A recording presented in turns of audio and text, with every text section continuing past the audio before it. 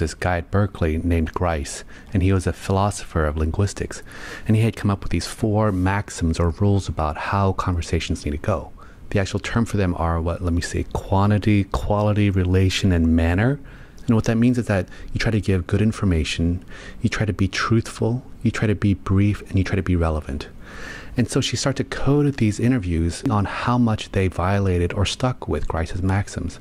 And this is where it gets really interesting. She found that secure people have great conversations with you. If you're the interviewer of a secure person, you actually really enjoy those conversations because they're engaging, they tell you the truth, and they fill in their childhood memories with stories that are vivid. And then what she found was that avoidant people would do what you think they would do.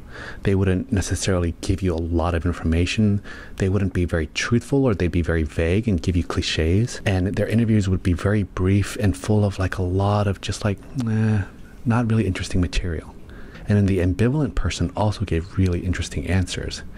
Now, these people would do all kinds of violations of conversation. They would say too much. They would go off topic. They would digress. They would actually have violations of verb tense, so that when you ask them about past experiences, they end up talking about present or recent past experiences. And then the interviewer just is like, what are you talking about? You're not answering the question. You're drifting off into all these tangents. And these interviews also go on for a very long time, like maybe 1.5 times the regular length of an interview, whereas the avoidant conversation goes really short.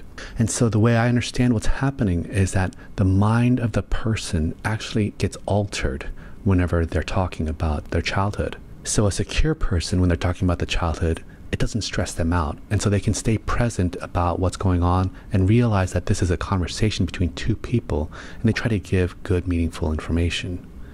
Now, the avoidant person, whenever they start talking about childhood, their brains want to numb out like they used to do whenever they're in pain.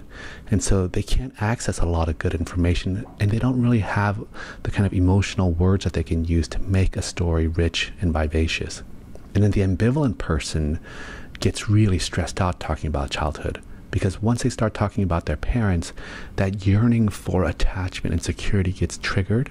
It's like psychologically, they want to reach out for their moms to be consoling when they're stressed, but then they also get scared of that.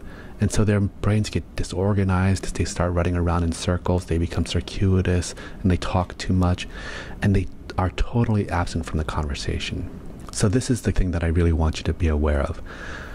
The way that you can tell a person is really stressed out could be that all of a sudden they start giving shorter answers, they seem numb, they say that they don't feel anything. Or on the other hand, it could be that they're talking too much and their answers just don't make sense. They keep going off on tangents or digressions, and you get really confused about what they're saying.